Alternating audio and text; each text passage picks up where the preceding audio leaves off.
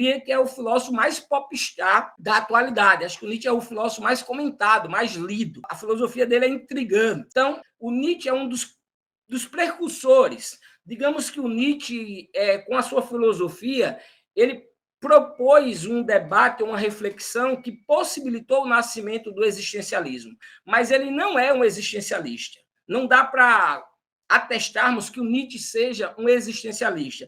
Até porque o existencialismo é a filosofia do século XX. O Nietzsche morreu ali por volta de 1900. Então, vejamos, que ele foi importante para o existencialismo quando ele faz a crítica aos valores, a crítica moral da sua época, quando ele discute a questão do sujeito, dentre outros ou outras perspectivas filosóficas de Nietzsche. Já adianto que o Nietzsche não é um existencialista, mas ele impacta o existencialismo. O Nietzsche impacta, na verdade, a cultura como um todo.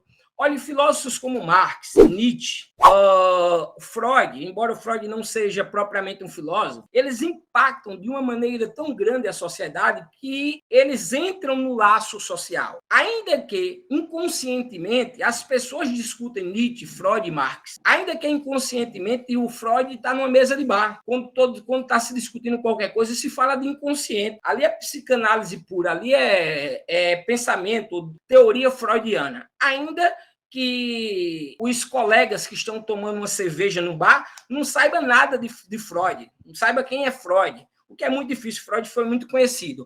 Assim é o Nietzsche também. O Nietzsche tem uma contribuição imensa para a sociedade atual. Na minha defesa de tese, na minha tese de doutorado, eu defendo, inclusive, que Nietzsche impacta na religiosidade, que eu chamo de religiosidade pós-moderna. Dito isto, vamos começar com Nietzsche. Então, eu já quero demonstrar para vocês, apresentar para vocês alguns slides. E deixa eu exortar, antes de apresentar os slides. Eu odeio, mas odeio mesmo, professores doutores como eu, que vão para a palestra e só ficam lendo. Se é para ler, eu mando do texto para vocês leem, o curso está completo. Mas, se for só para ler, então dá 1 hora para todo mundo ler, eu mando aqui os slides para vocês fazem a leitura desses slides, depois a gente volta para o debate. Então, não é muito a minha praia fazer somente leitura. Muito pelo contrário, eu prefiro debate, prefiro discutir, ou pelo menos fazer uma leitura comentada. Então, eu vou ler mais do que o normal, mas prometo a vocês que eu vou tentar fazer uma leitura comentada o mais breve possível para que nós tenhamos espaço para o debate. Beleza? Então, deixa eu partilhar aqui a minha tela com vocês. Retomo. Os mestres aqui presentes tenham um pouco de paciência com os conceitos do Nietzsche principais, porque tem muito graduando, tem até alunos de ensino médio. A turma de filosofia aqui presente também guarda as devidas proporções no que eu vou falar, porque tem muita gente de outras áreas e a ideia é que a gente consiga popularizar a filosofia, consiga tornar o Nietzsche compreendido pelas diversas áreas, por outras pessoas e todos aqueles e aquelas que foram convidados para este curso. No entanto, o que nós vamos falar aqui do Nietzsche, embora possa assustar os graduandos, os especialistas, é conteúdo para mestrado e doutorado.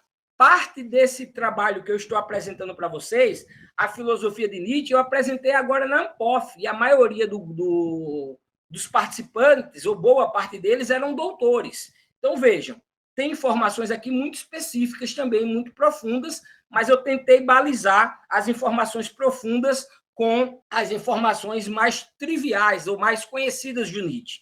Quero já iniciar com essa citação do Nietzsche, que é a citação que está no meu livro, Morte de Deus. Esse livro está esgotado na Magazine Luiza, na Magalu, nas lojas americanas, na Livraria Cultura. Vocês não encontram ele mais. Podem colocar lá depois, vocês vão ver que está esgotado. Estou fazendo uma segunda edição. Mas quem quiser depois, tiver interesse sobre a morte de Deus e Nietzsche, pode me contactar, que eu tenho e-book. Eu também não tenho mais versões impressas. Mas está lá no meu livro, iniciando com essa discussão do Nietzsche, essa citação do Nietzsche. Leiamos. A moralidade é precedida pela coação. Muito mais. Ela própria é, durante algum tempo, a coação, a qual as pessoas se sujeitam para evitar dissabor. Mais tarde, ela se torna um costume. Mais tarde ainda, uma obediência livre. Finalmente, quase instinto, vira um hábito. Então, ela está, como tudo que há muito tempo como tudo que é há muito tempo habitual e natural, ligada ao prazer e passa a ser chamada de virtude. Aqui está o centro da filosofia nietzschiana, ao meu ver. A sua crítica à moralidade de sua época. Para o Nietzsche, o que nós chamamos de virtude, o que nós colocamos no padrão de virtude, é, na verdade, a moral dos escravos, é, na verdade, a moral da decadência. E isso está muito ligado à religião cristã, que a gente explica na segunda aula. Mas já deixo aqui essa pontinha de curiosidade. Para o Nietzsche, percebam na sua fala, primeiro a coação para que a moral se estabeleça, por coação, depois isso vira quase que um hábito e depois vira uma virtude. Então, a nossa moralidade, sobretudo relacionada ao sexo, às questões sexuais, que são tidas como virtuosas, ou mesmo o altruísmo, tão exacerbadamente manifestado como algo positivo, segundo Nietzsche, nada mais é do que uma moral, do que um costume da decadência, dos fracos, dos escravos, o que é o oposto do espírito livre, do super-homem. Continuemos. Aqui nessa aula, nós basicamente vamos fazer um pouco do que foi a filosofia do Nietzsche. Volto e passo já para o existencialismo. Por quê? Entrei com uma citação do Nietzsche, quero impactar, mostrar como Nietzsche é impactante, como essa ideia de virtude, de prazer, esse prazer nas moralidades, são nada mais, nada menos do que uma construção social, e daí partir para o existencialismo. Ora, o existencialismo era para ser o início dessa aula, uma vez que a proposta filosófica do Nietzsche fez ou impactou na construção posterior do existencialismo. Só que o Nietzsche não foi existencialista. Mas eu queria primeiro abordar vocês com essa pancada do Nietzsche, para depois a gente discutir, ainda que minimamente, o que é o existencialismo, já que eu falei sobre ele. Então, vejamos. O existencialismo é uma corrente filosófica que enfatiza a experiência individual, a liberdade e a responsabilidade pessoal centrada à existência humana. Surgiu como uma resposta à questão sobre o sentido da vida, especialmente no mundo marcado pela incerteza e pelo sofrimento. Os principais existencialistas, o Sartre, o Heidegger, Beauvoir, aqui está faltando o Kierkegaard, que é considerado o primeiro dentre eles, argumentam que a existência precede a essência. Nós não temos uma essência, o que nós temos é uma existência. Nós existimos. Não há nada que preceda a existência como uma essência natural do ser humano. É isso que advoga ou que defende os existencialistas. Ou seja, os seres humanos não possuem um propósito fixo ou natureza determinada ao nascer.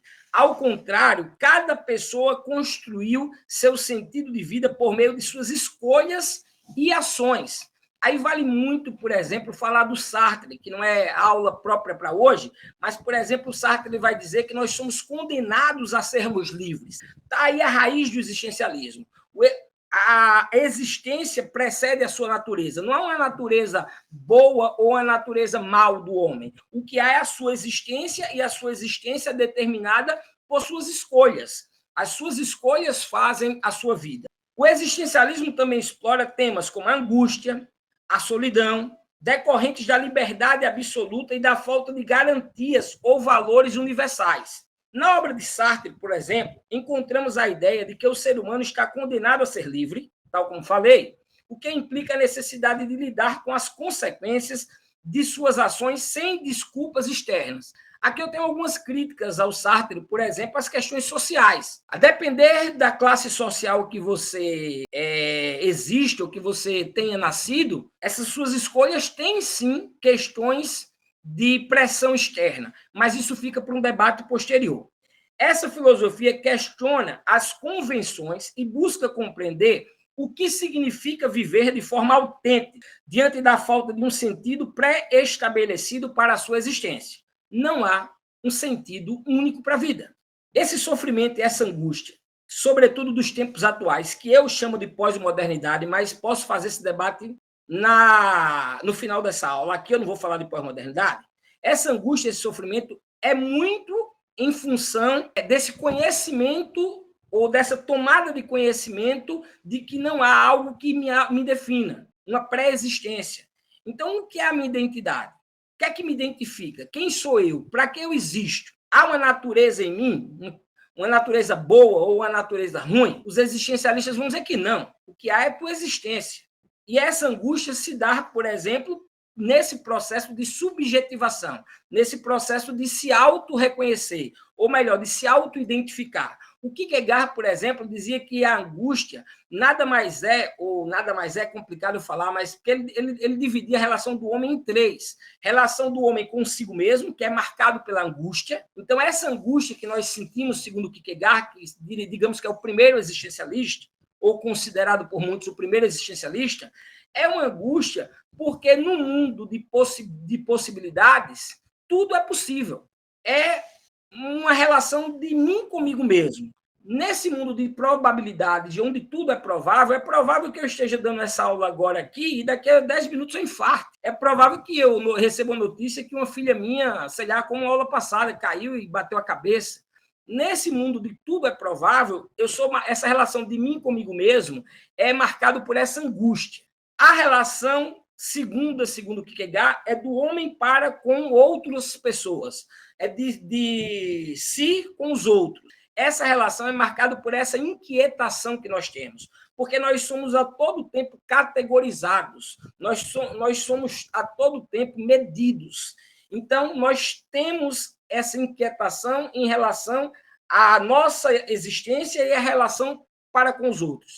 E, por fim, para quem é religioso vai curtir, para quem não é religioso não vai curtir, o Kierkegaard diz que nós temos a terceira via, que é a relação para com Deus, que é onde eu supero as outras duas. Nossa relação para com Deus nos faz superar a angústia e a inquietação. Isso só para minimamente explorar o Kierkegaard. Aí vem o Sartre depois, que não quer discutir Deus, muito pelo contrário, e diz nada, o que nós temos é a existência, essa angústia nada mais é do que a liberdade que dói, porque o nosso inferno é o outro. Nós temos que tolher a liberdade. E a liberdade, somos condenados a sermos livres, nos impõe uma condição de escolha.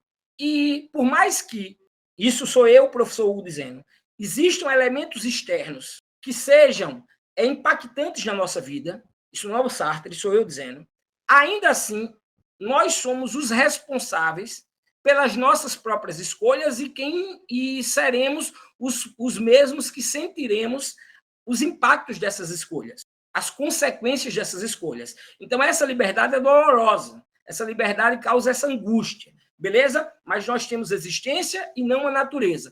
Só foi possível isso por conta do Nietzsche. E aí eu explico. Nietzsche não é considerado um existencialista, já falei sobre isso, pois o existencialismo como um movimento filosófico se desenvolveu formalmente apenas no século XX, com filósofos como Sartre, o Heidegger, Camus. Contudo, Nietzsche teve uma influência fundamental sobre o existencialismo e é frequentemente considerado um precursor das ideias existencialistas. Nietzsche questionou os valores tradicionais e a moral cristã. Por isso que o discurso da morte de Deus é tão importante. Retomo. Nietzsche questionou valores tradicionais e a moralidade cristã, introduzindo conceitos como o eterno retorno e o super-homem, além de sua famosa afirmação, Deus está morto. Esse questionar os valores e a moral cristã tira a fundamentação de que o homem tem uma natureza.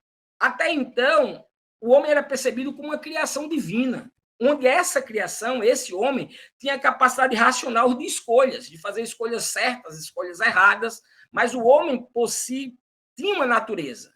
Ele é uma criatura. O Nietzsche vai atacar esses valores tradicionais, essa moralidade, o que abre espaço para o existencialismo. Reforço mais adiante essa teoria.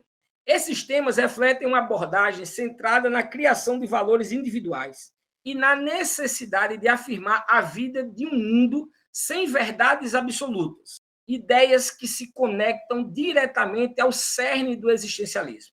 Além disso, sua visão da vida como um processo de autoafirmação e sua crítica às imposições sociais e religiosas ressoam com o foco existencialista na liberdade humana e na construção de sentido. Por isso, embora Nietzsche não fosse tecnicamente, técnico, um existencialista, ele é amplamente visto como um pensador cujas ideias ajudaram a moldar o desenvolvimento da filosofia existencialista. Ora, molda a filosofia existencialista à medida que ele critica a religião, a moral cristã, os valores cristãos, as verdades dogmatizadas, à medida que ele prega o super-homem a partir de uma liberdade, a partir de uma liberdade individual, não atrelada aos valores morais cristãos. Pensemos sempre, quando formos discutir Nietzsche, que aqui a gente está falando da sociedade ocidental. A sociedade ocidental, ela se fundamentou, se estruturou, queiramos nós ou não, sobre um modelo teológico. Deus. Deus deu sustentação a toda a cultura ocidental. A cultura ocidental é uma cultura judaico-cristã, de matriz judaico-cristã. Então, os valores são judaicos cristãos. O que o Nietzsche vai falar é basicamente colocar em xeque esses valores, colocar em xeque essa verdade absoluta. E isso fica mais evidente onde? Quando ele diz Deus está morto, que eu explico daqui a pouco por que Deus está morto e como foi esse tal assassinato de Deus. Mas Deus está morto tira do centro a verdade máxima para o mundo ocidental. A verdade fundamental, a verdade essencial, que sustentava todo o mundo ocidental, toda a cultura ocidental. Se eu tiro Deus, eu tiro essa sustentação da cultura ocidental. Então, Nietzsche, ele invade, ele vai impactar, não, ele vai questionar, ele vai colocar em xeque justamente esse modelo teológico que dava sustentação para toda a cultura ocidental, que é Deus. Então, aí é possível pensar o existencialismo, porque já não existe mais as amarras religiosas. Quando eu digo não existe mais, é que é possível os teóricos que vêm posterior a Nietzsche pensar a liberdade humana, a condição humana, independente da religião. Pensar uma natureza humana e dizer, olha, nós não temos uma natureza, nós temos existência, nós somos o que está posto, nós existimos, não temos algo que anteceda a existência. Então, filósofos como Sartre e Heidegger só são possíveis de serem o que são ou o que foram porque nós tivemos Nietzsche, a filosofia nietzschiana. Eu ouso dizer, isso aqui é importantíssimo, não vou falar agora, mas tem vídeos meus na internet e tem uma palestra só sobre isso e meus textos, que o Nietzsche inicia a pós-modernidade.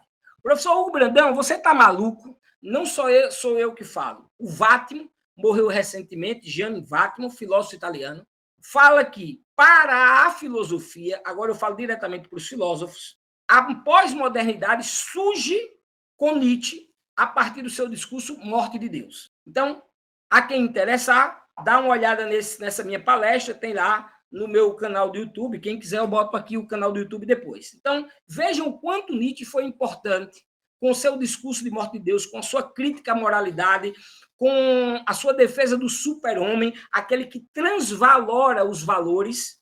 Para Nietzsche, tem que existir valor, tem que existir uma moralidade. Não é que a gente vai viver, todo mundo faz o que quer, mas que os valores não podem ser fundamentados em um ser metafísico, como é Deus. Então, percebam que o Nietzsche está atacando também a metafísica. Para quem não é da filosofia, metafísica é o que está além da física. Deus, por exemplo, é um conceito metafísico. Então, o Nietzsche está atacando a metafísica. Ele diz que os valores constituídos não podem ser valores metafísicos. Nós precisamos transvalorar os valores, criar novos valores, valores mais fortes, mais robustos. E aí é preciso do super-homem para negar os valores existentes. Imagine você em uma sociedade negar os valores desta mesma sociedade. Você vai ser duramente coagido. Continuo. Pessoal, vai anotando as dúvidas se tiverem, vai anotando aí que a gente vai ter momento só para o debate. Para quem não necessariamente é da filosofia, ou mesmo para os que são e conhecem pouco Nietzsche, está aqui alguns dos principais conceitos de Nietzsche. Eu queria minimamente explicar para vocês. Então, quero deixar aqui registrado ou explicado os principais conceitos da filosofia nietzschiana.